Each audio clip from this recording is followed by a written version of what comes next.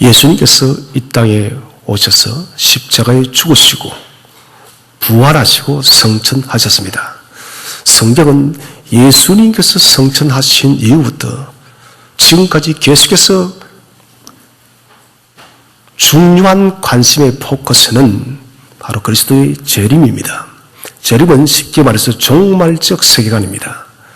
그렇기 때문에 우리 성도들은 어떠한 시대에 살아도 이 종말적 세계관을 잊어서는 안 됩니다.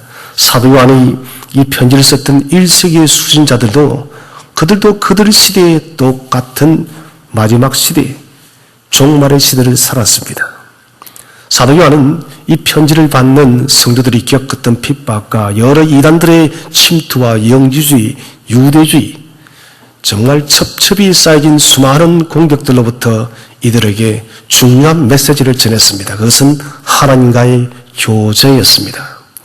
종말을 맞이해서 마지막 시대를 살아가면서 그리스도의 재림을 우리가 기다리면서 반드시 붙들어야 될 것이 있다는 것은 바로 하나님과의 충만한 교제라는 것입니다. 지금 이 시대도 마찬가지입니다. 우리는 시대가 많이 바뀌었다지만은 여러분 그러나 본질은 사실은 바뀐 것이 없습니다. 죄가 다양하게 나타나고 세상이 다양해졌을 뿐이지 사실은 본질은 똑같다는 것입니다. 우리가 죄의 근세를 이기게 되고 수많은 세속주의와 이 세상의 가치관에서 싸워 이겨야 됩니다. 그때나 지금이나 우리는 종말의 시대를 살고 있어요. 그렇기 때문에 사도 요한이 1세기 때 말씀하였던 하나님과의 그 교제를 풍성하게 하라. 오늘도 여러분 우리가 하나님과의 교제가 풍성해야만 우리는 이 시대를 1세기 시대의 성도들이 이겨냈던 것처럼 우리도 이겨낼 줄로 믿으시기를 바랍니다.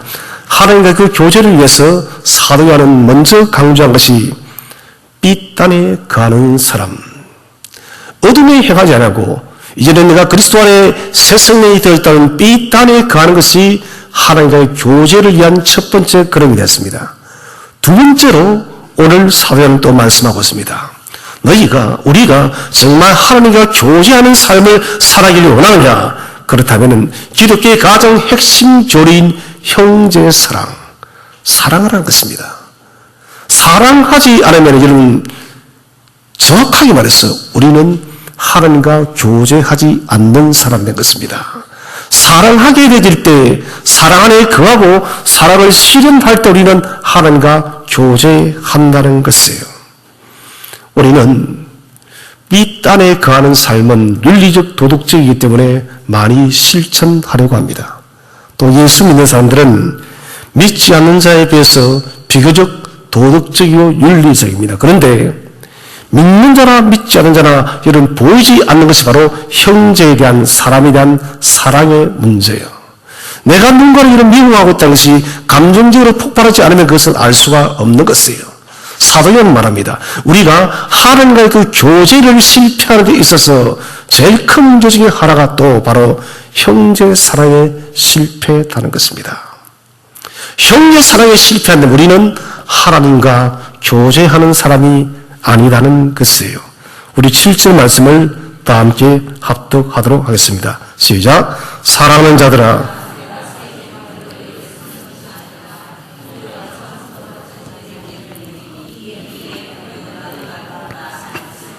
아멘. 사랑하는 자들아 내가 새 계명을 쓰는 것이 아니다. 처음부터 가진 옛 계명이 사도하는 새 것, 옛 것, 이 새 옛을 이야기를 하고 있는데 새와 옛새 공통적인 것은 뭐냐? 바로 사랑입니다. 새 계명도 사랑이요 옛 계명도 사랑이라는 것입니다. 요한복음 13장 3절에서 새 계명을 주노니 너희가 서로 사랑하라. 그러면은 왜 오늘 사도하는 새 계명, 옛 계명 이렇게 구분했을까? 똑같은 사랑인데 옛 계명이라는 것은 레위기 19장 18절 내 이웃을 내 몸과 같이 사랑하라. 율법입니다. 율법이에요. 율법이 대체 무엇입니까? 하나님께서 율법을 주신 목적이 무엇입니까? 그래서 갈라디아서에 기록된 대로 율법은 초등학교 교사와도 같다 했습니다. 다시 말한다면 여러분 그리스도를 밝혀주는 조그만 빛에 불과한 것이고 율법은 사람이 이런 죄인이라는 것을 깨닫게 하는 것이에요. 내가 얼마나 하나님 앞에 심각한 죄인인가를 깨닫게 하는 것이 바로 율법입니다. 그러나 율법은 한계가 있습니다. 율법은 우리가 죄인임을 알기는 하지만 우리에게 구원은 주지 않습니다. 그래서 율법은 우리를 절망케 하는 것이에요. 결코 하나님께 주신 율결이 3회, 물론 이제는 제사법에 의해서 그건 한 300가지가 남아있지만 300가지만 해도 우리가 그것을 어떻게 우리는 죽을 때까지 다 지켜 완수할 수가 있습니까? 그것은 사실 불가능한 일이에요. 그래서 율법을 주신 것은 결코 하나님의 의에 우리가 도달할 수 없다는 것입니다. 그래서 의인의 명단이 하나도 없다는 것입니다. 곧 의인이 되어지기 위해서는 하나님의 613가지 모든 계명을 한 번에 안 합니다. 죽는 순간까지 생에 닿을 때까지 단 한 번도 실수하지 말아야 돼요. 그런 사람은 없어요. 그래서 구약 속에 이 율법은 인간을 절망케 하는 것입니다. 우리가 이렇게 심각한 죄이구나. 하나님께서 내 이웃을 내 몸과 같이 사랑하라고 했습니다. 그런데 이 말씀을 보면 볼수록 구약 시대의 성도는 절망할 수밖에 없었습니다. 여러분, 과연 지금까지 살아오면서 이때부터 여러분 지금까지 묻는 저가 잘못이 같아요. 단 한 번도 이런 이웃을 미워하지 않은 적이 있나요? 한번 손 들어보세요. 제가 돈은 없지만은 100억 드릴게요. 아무도 없어요, 여러분. 단 한 번도. 그래서 우리가 구약에 이런 옛 계명인 것은 다른 이유가 아닙니다. 율법의 그 계명, 내 이웃을 내 몸처럼 사랑하라는 그 율법을 볼 때 사람들은 절망한다는 것이에요. 왜요? 사랑치 못하기 때문에. 미워할 때마다 그들은 희생제물을 잡아서 속죄제를 드려야 됐다는 것입니다. 그런데 이것이 어떻게 새 계명이 되어졌느냐? 주님은 율법의 완성을 했습니다. 지난주에 대원자 되신 예수 그리스도가 그렇게 대언한다 했습니다.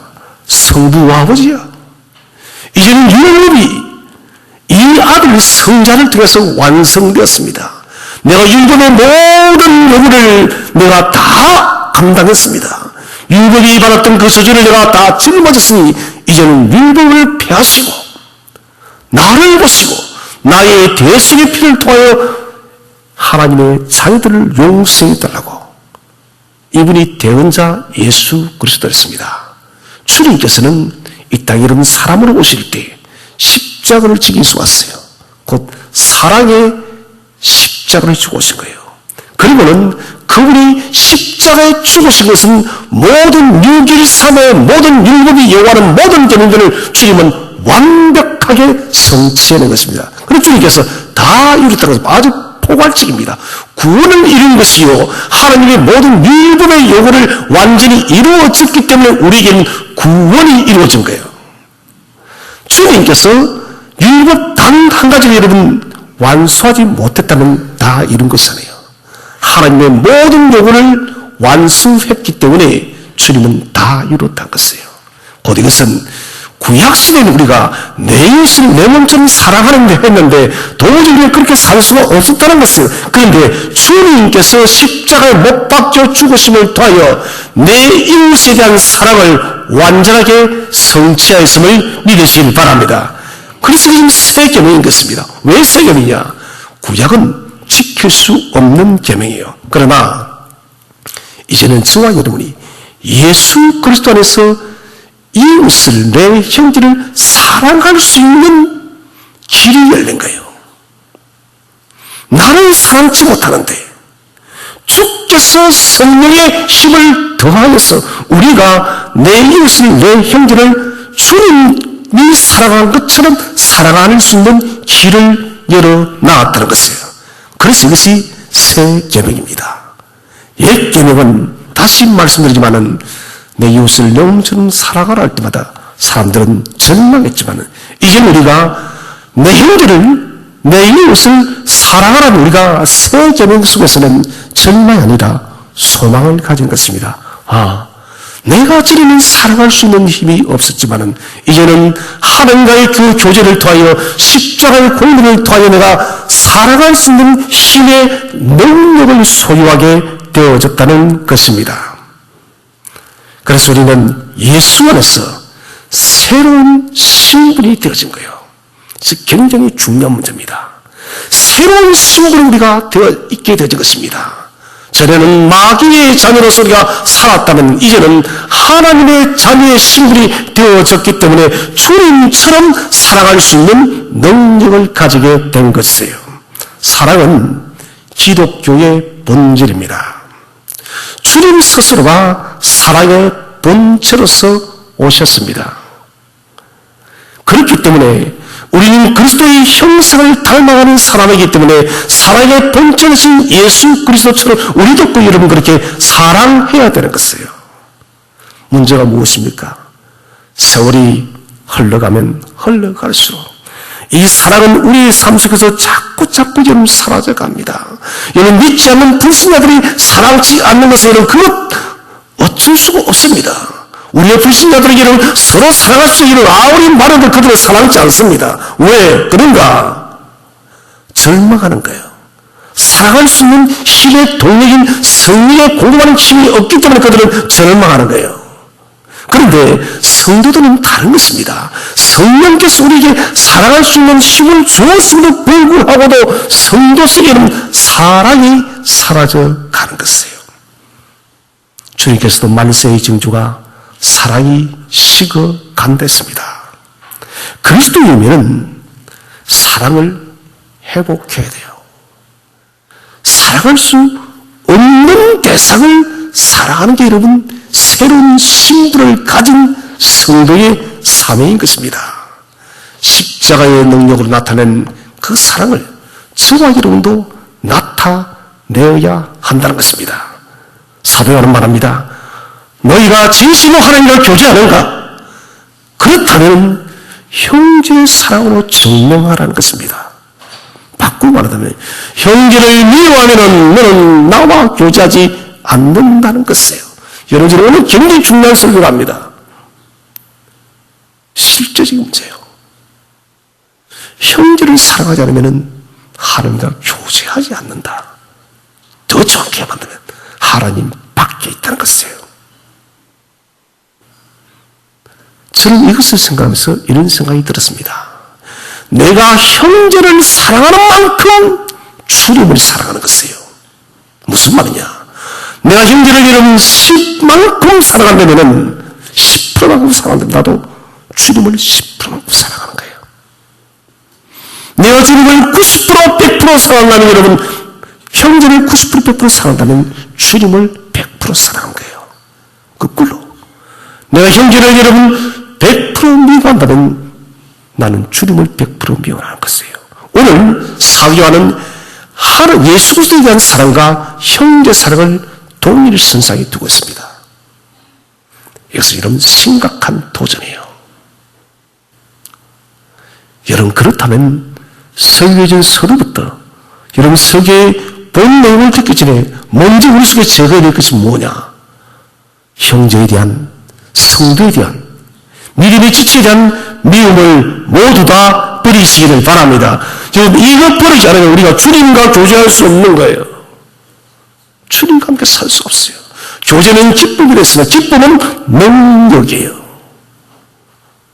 우리가 왜 능력 없는 삶을 사느냐? 교제의 기쁨이 없기 때문에. 교제의 기쁨이 있어도 약하기 때문에 능력 있는 삶을 살지 못한다는 것입니다. 사도는 계속해서 말씀하고 있습니다. 8절 말씀을 다 함께 읽어보겠습니다. 시작. 다시 내가 너희에게 새 계명을 쓰노니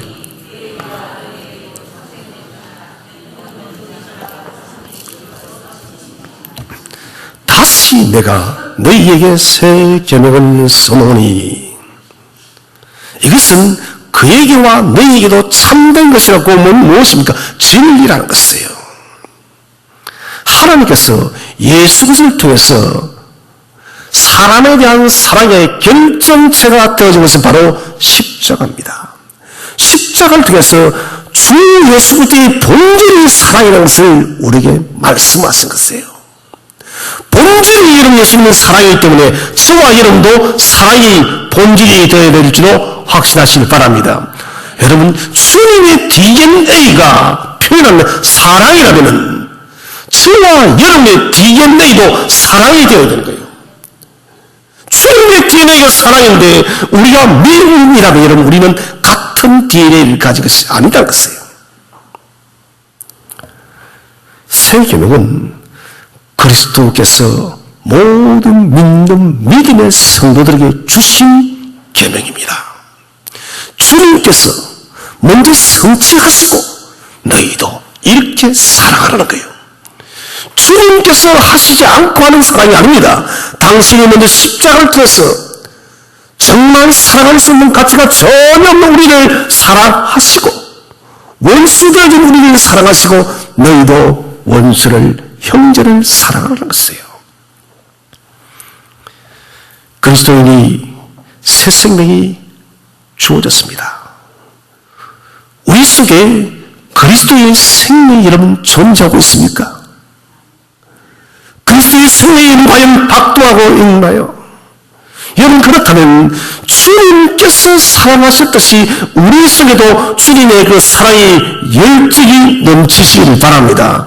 이게 여러분 그리스도가 우리 속에 살아 숨쉬는 증거입니다.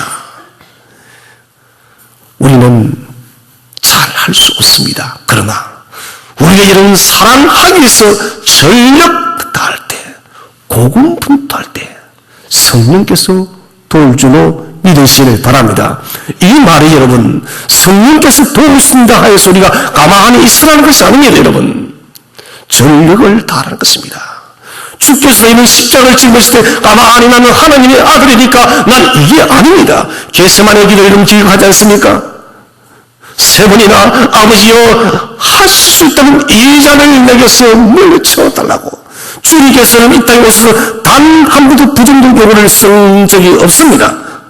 유일하게 쓴 부정은 아니지만은 제일 부정에 가깝던 말이 바로 이 말이에요. 허락하는 요청입니다. 아버지, 이 잔 혹시 좀 채워줄 수 없나요? 뭡니까? 너무 고통스럽다는 것이에요. 너무 고통스러웠어. 세 번 기도하시고 겟세마네 동산을 다치면서 가자 이제 우리가. 그리고는 십자가를 지셨어요. 사람을 오신 예수 그리스도가 그렇게 고뇌하며 짊어지신 것이 십자가예요. 무엇 때문에? 우리에 대한 사랑 때문에. 우리에 대한 사랑을 직접적으로 십자가를 통해 나타내서 우리도 서로 사랑하게끔 하기 위해서 그렇게 고난의 십자가를 진 거예요. 그냥 주어진 것이 아니라는 것입니다. 사랑은 여러분 수고가 필요합니다. 사랑은 땀이 필요해요. 사랑은 눈물이 필요해요. 사랑은 헌신이 필요한 것이에요.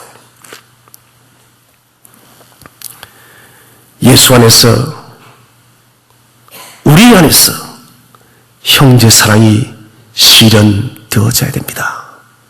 같이 한번 우리 인사하고 시작합시다. 서로 사랑합시다. 나는 당신을 사랑합니다. 아멘 있습니까 여러분? 여러분 사랑하는 자가 복이 있는 거예요. 사랑하는 자가. 불가능할 것 같은 이 사랑의 실천을 옛 계명은 도무지 우리가 이웃을 사랑할 수 없었지만은 그런데 새 계명에서는 주님께서 친히 보여주시고 사랑하는 자녀들아 내가 이 사랑을 성취하였으니 너희도 이 사랑을 실현할 수 있다. 그게 성령의 도우심입니다. 예수님께서 성육신하시고 사람이 되시고 십자가 사역을 통해서 만드신 것이 사회 안에 말하는 것은 첫 번째는 예수님께서 새로운 생명의 질서를 우리에게 만들었다는 것입니다. 무슨 말입니까? 새로운 질서가 만들어졌다는 것이에요. 저 고향이 거제도인데 지금은 거제도 가는 길이 너무 편하세요. 그죠? 부산 시내만 빠지면 1시간에 갑니다. 무엇 때문이에요? 그가 대교가 생겼기 때문에. 그전에는 고성으로 마산으로 통영으로 가야 됐습니다. 3시간 반 걸렸어요.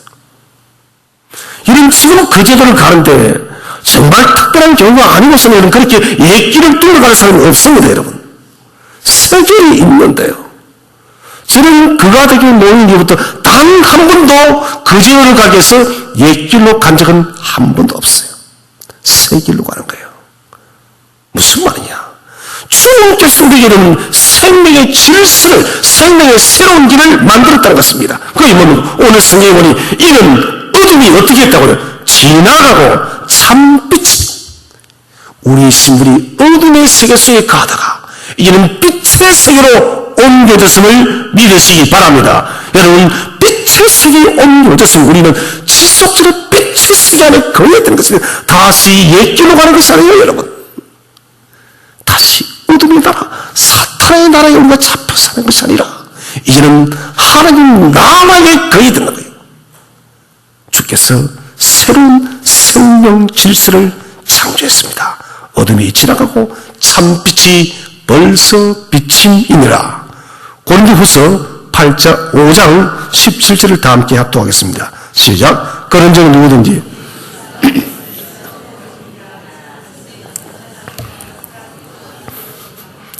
아멘. 누구든지 그리스도 안에 있으면 새로운 무엇이라고요? 피조물이다.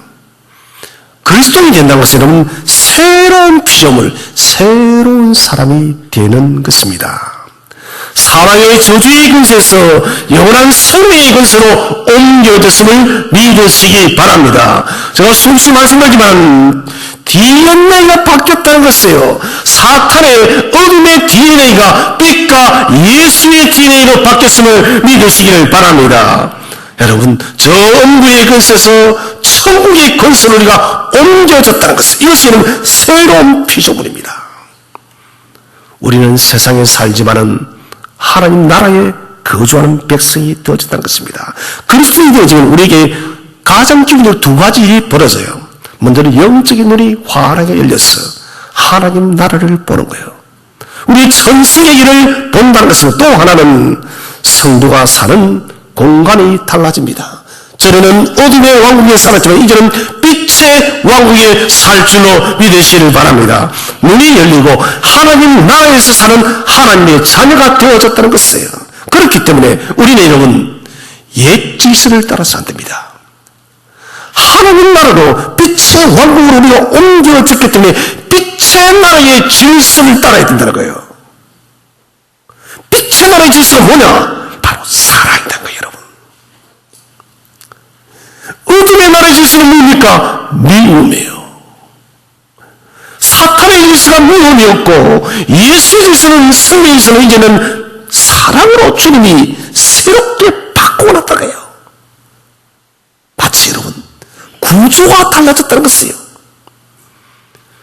우리 좀 젊은 분들은 잘 모르겠지만, 물론 저도 젊었습니다만은, 저는 옛날을 좀 많이 경험했습니다. 요즘에는 전화기 다이얼 일부러 하지 않는다면은 다이얼 돌리는 전화기 없습니다. 더 오래된 전화기 기억나십니까? 이를 빙글빙글 돌려가지고 교환국에 바꾸어 달라고 몇 번에. 저는 그 전화를 쓰던 시대였습니다. 그리고 다이얼로. 지금은 아무도 그런 사람 없습니다. 모두가 스마트폰이 있었어. 버튼만 누르면 세계까지 다 여러분. 예전에 국제전화는 엄청난 돈이 들어갔으면 지금 여러분 국제전화 돈 들지 않아요. 무료예요. 이게 뭡니까? 아날로그와 디지털은 구조가 다른 거예요, 여러분. 아날로그를 디지털에 맞출 수 없고 디지털을 아날로그에 맞출 수가 없는 것이에요. 똑같은 것입니다. 하나님 나라의 새 생명의 질서는 사랑인데 이 사랑을 버리고 우리가 사탄의 질서인 미움을 접목시키면 튕겨나가는 거예요. 오늘 주님이 이것 말하고 있습니다. 사도 요한을 통해서. 너희는 새 생명의 질서로 옮겨졌으니 사랑의 질서를 지키라는 것입니다. 그렇기 때문에 이 계명은 선택적인 것이 아니에요. 여러분, 한 사람이 한 국가에 살면서 그 국가의 법과 질서를 못 지키면 떠나든지 아니면 감옥에 가는 것이에요. 똑같은 것이에요. 좀 무섭지만 우리가 깊이 새겨들어야 됩니다. 빛의 나라의 질서는 사랑인데 우리가 여전히 미움을 갖고 살겠다는 것은 나는 그리스도와 교제하지 않겠다는 말이에요. 에벨레가 누에서 꿈틀거리다가 마침내 나비가 되어집니다. 아주 아름다운 나비. 에벨레와 나비는 이미 모양 자체가 달라요. 특이한 사람을 제외하고는 에벨레 보면서 아유 예뻐하는 사람이 있습니까 여러분? 너무 예쁘게 생긴 여러분. 그건 아주 특이한 사람이에요. 나비를 보고 이거 아름답지 않다고 하는 사람도 특이한 사람이에요. 모두가 아름답다라고. 나비가 홀 나는 것을 보면서 지금 에벨레 하는 사람은 그건 정신 이상이에요. 저 에벨레가 변화받았어. 아니에요 여러분. 나비는 나비인 거예요. 나비는 지난 에벨레의 시선을 기억하지 않습니다. 에벨레의 질서를 벗어버리고 그런 창공을 하는 나비가 되어졌다는 것입니다. 나비가 에벨레의 삶을 살렸듯이 우리의 삶도 마찬가지입니다. 여러분, 새 생명의 질서로 초대를 받았으면 다스리는 사탄의 질서인 미움을 가져오지 마시고 새 생명 나라의 질서인 사랑으로 충만하시길 바랍니다. 이것은 여러분 사명이에요. 자신 없어도 아멘 하세요. 아멘이 무엇이 된다고요? 믿음이 된다고. 아멘은 아만에서 났습니다. 아멘은 아만이 믿음이에요. 아멘하는 것이 히브리적으로 믿음이 되는 거예요. 목사님 저는 그렇게 사랑할 자신이 없는데요. 그래도 선포하는 거예요. 선포하면 되는 것이에요. 이제 두 번째로 예수께서 십자가 사역을 통해서 이루신 것이 있습니다. 그것은 이제는 우리가 하나님 나라에 거하는 사람이 되어졌다는 것입니다. 우리 9절 말씀을 함께 읽어보겠습니다. 시작. 빛 가운데 있다 하면서 자, 이것은 증거입니다. 하나님 나라 빛 가운데 산다면서도 뭐를 미워하면요, 형제를 미워하는 자는 어디에 있다고요? 지금까지. 그러면 이 사람이 예수 믿은 것이 진짜다 가짜다요? 가짜다는 거예요. 지금까지 어둠이 있다는 거예요. 하나님 나라를 가는 것은 그 증거가 형제의 사랑인데 내가 형제를 사랑한다면서 하나님과 올바른 관계를 맺고 있다면서 나는 형제를 사랑하지 않는 것이에요. 여러분, 이것은 여전히 어둠 속에 가는 겁니다. 옛 질서를 가지고 산다는 것입니다. 우리가 누구인가? 내가 누구인가? 그리스도는 누구인가? 이것은 설명할 수 없습니다. 지식으로 설명하는 것이 아니에요. 그리스도의 누구인가 그것은 단도직입적으로 형제 사랑이에요. 형제를 사랑하는 그 사람은 100% 그리스도인이에요. 왜? 오늘 사도행전 그렇게 말하니까요.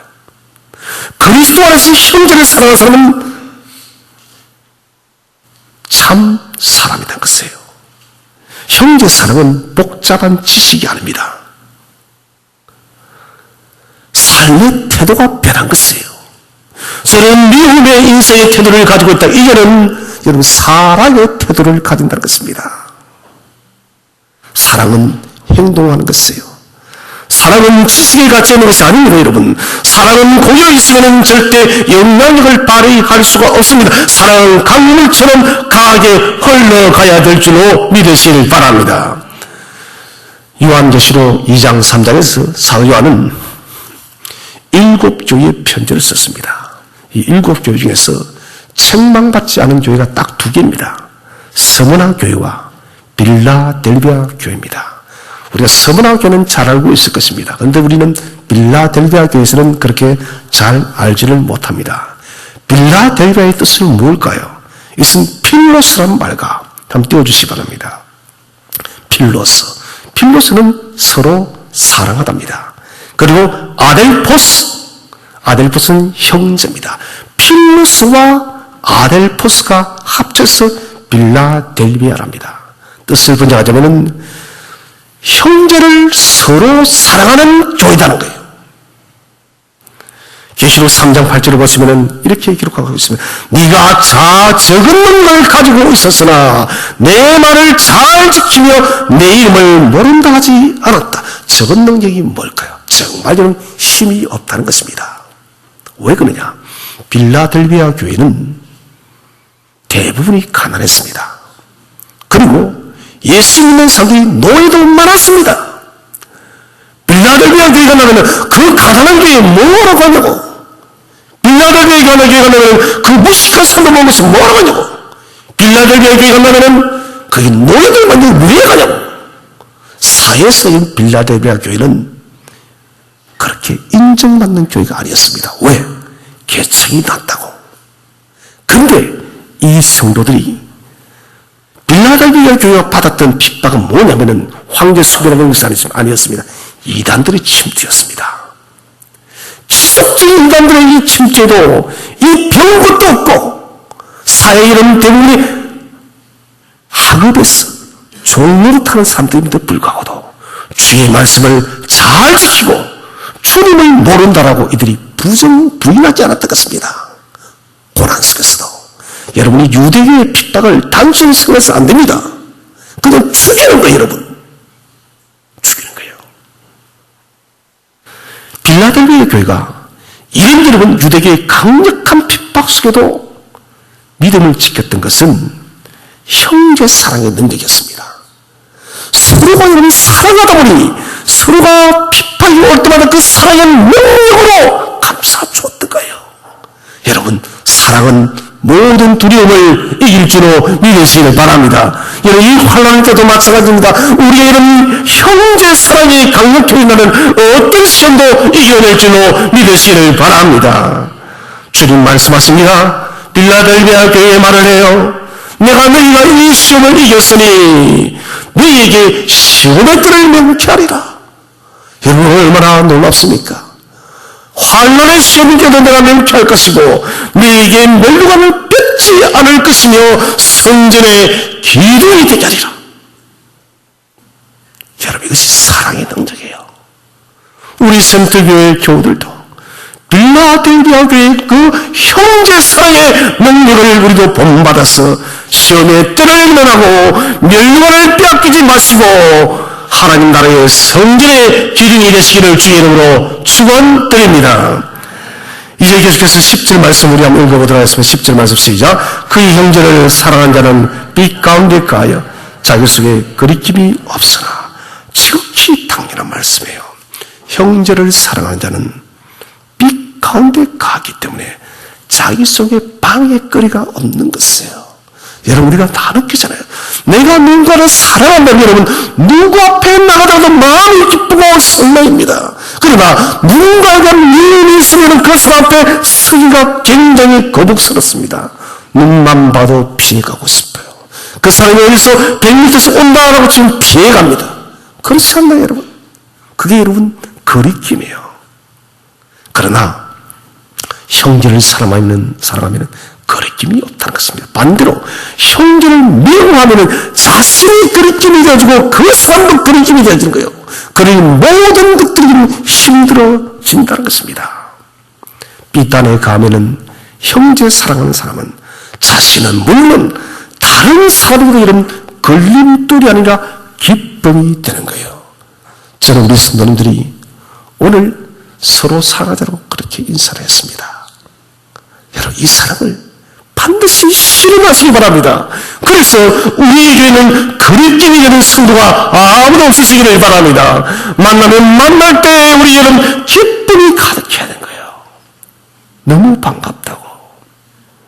11절을 다 함께 읽겠습니다. 시작. 그의 형제를 미워하는 자는 어둠에 있고 이런 그 어둠이 그의 눈을 멀게 하였습니다. 그의 형제를 미워하는 자는 어디에 있다고요? 어둠에 있다. 눈이 멀어서 자기가 무언지를, 자신의 존재가 어둠이라는 것을 알지 못한다는 거예요.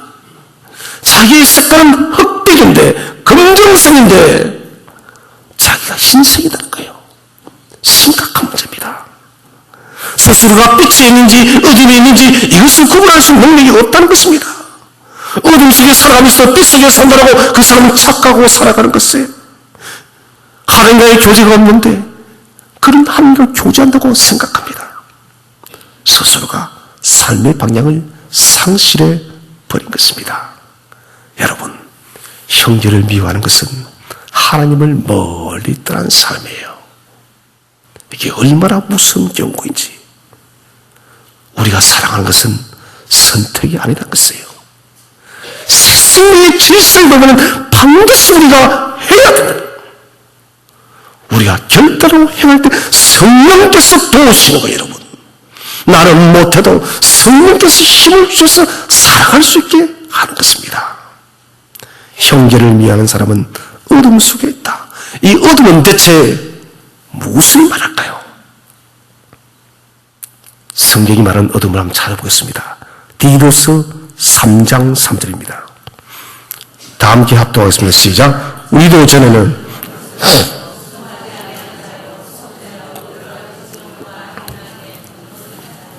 악독과 투기로 지는 자요. 아멘. 디도서 3장 3절은 성경 66권에서 소위 이런 불신자, 믿지 않는 사람, 어둠에 가는 사람, 옛사람을 가장 정확하게 묘사한 것이에요. 우리도 전에는 사도바울이 말합니다. 나도 전에는 다메섹에서 예수님을 만나기 전까지는 난 어리석었던 사람이다. 불순종의 사람이다. 속은 자요. 정욕과 행락과 종로를 했습니다. 악독과 투기로 지냈고 가정스럽고 비참미워한 사람이 자신, 우리들이란 것이에요. 이게 여러분 과거의 저와 여러분의 모습이에요. 우리가 제가 서두에 말했습니다. 불신자에게 서로 사랑하라고 말해도 되지 않는 것은 바로 3장 3절 때문에 그래요. 사랑의 능력이 없어요. 우리도 여러분 그리스도의 이름은 새 생명의 질서가 오기까지는 이 3장 3절에 우리가 살았다는 것을 부정해서는 안 됩니다. 이게 우리의 본체입니다. 본질입니다. 세상은 이런 부끄러운 모습을 감추기 위해서 그럴듯한 자신의 모습을 내어놓습니다. 화려한 옷으로, 멋진 비싼 옷으로, 교양이 있는 것처럼 아주 고급스러운 언어를 말을 하면서 자신을 과시하고 아주 비싼 레스토랑에서 뭔가 만난 것을 모르면서 나는 교양 있는 사람이라고. 그런데 보았더니 그 사람은 디도서 3장 3절의 사람이라는 것이에요, 여러분. 이것은 불신자의 삶이요. 우리가 예수를 믿는다면서 형제를 미워하는 디도서 3장 3절의 사람이라는 거예요. 그래서 여러분 형제를 미워하는 것이 이렇게 무서운 것이에요. 어둠은 자신이 어디로 가는지 알지 못해요. 기준도 없습니다. 자신도 없어요. 주관도 없어요. 능력도 없어요. 삶의 지침도 없습니다. 왜? 그리스도가 없기 때문에. 무엇보다도 영원한 나라 심판을 모릅니다. 종말적 심판을 그는 모르기 때문에 디도서 3장 3절의 삶을 살아간다는 것입니다. 여러분, 남을 사랑하지 않는 것, 형제를 사랑하지 않는 것은 바로 이런 일을 만들어내어요. 그리스도인은 무엇입니까? 새로운 질서를 받아들인 사람, 새 생명의 질서를 받아들인 사람, 빛의 왕국에 가는 사람입니다. 영적 눈이 열린 사람이에요. 말씀을 따라가기 위해서 성령의 힘을 내주면서 고군분투하는 사람입니다. 예전에 자신의 모습이 디도서 3장 3절의 말씀이었기 때문에 가슴을 친다는 것이에요. 불신자를 바라볼 때 가슴을 치는 것이에요. 이 사람이 지금 디도서 3장 3절의 상황에 있다라고. 우리가 형제를 미워하면 이렇게 있다는 것이에요. 그래서 여러분, 우리는 미워해서 안 됩니다. 단 하나도 미워해서는 안 됩니다. 범죄할 때마다, 미워할 때마다 우리는 참회의 눈물을 흘려야 된다는 것입니다. 마태복음 18장에서 1만 달란트 빚진 사람이 임금 앞에 단감을 받지 않습니까? 1만 달란트는 천문학적인 돈이에요. 조가 넘는 돈입니다. 그런데 그 큰 빚을 단가받고 집으로 오다가 자기 친구를 만납니다. 100데나리온, 세 달만 일하면 갚을 수 있는 돈입니다. 이 빚을 안 갚았던 그 친구를 그냥 감옥에 넣어버립니다. 왕이 임금이 이 소식을 듣고 1만 달란트를 탕감했던 사람을 다시 불러드립니다.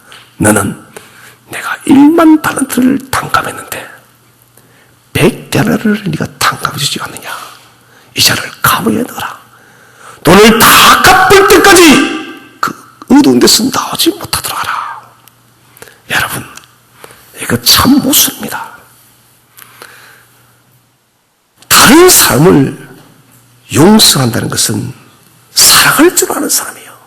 그런데 이 1만 달란트 빚진 사람은 자신은 용서받기 원하면서 다른 사람은 용서할 줄 모르는 사람이에요. 이 사람은 사랑이 없는 사람이에요. 용서는 자기를 먼저 사랑하는 거예요. 왜 자기를 먼저 사랑하는 게 중요한지 아십니까? 그것은 우리가 우리를 사랑하지 너무 큰 일이기 때문에 우리가 우리를 사랑해가지는 위대한 십자가의 죽음에 있었던 거예요. 주님께서 여러분 디도서 3장 3절의 삶을 사는 원수 같은 우리를 위해서 여러분 십자가에 죽으시고 구속의 사랑 우리를 용서하신 거예요. 그렇기 때문에 저와 여러분이 우리를 자신을 사랑하시길 바랍니다. 내가 그렇기 때문에 내가 나를 사랑해야 되는 거예요, 여러분. 그렇게 용서받았기 때문에. 그러면은 내가 그런 용서를 받은 사람이면 마땅히 형제도 그렇게 사랑해야 된다는 것이에요. 그래서 자기 사랑이 먼저예요.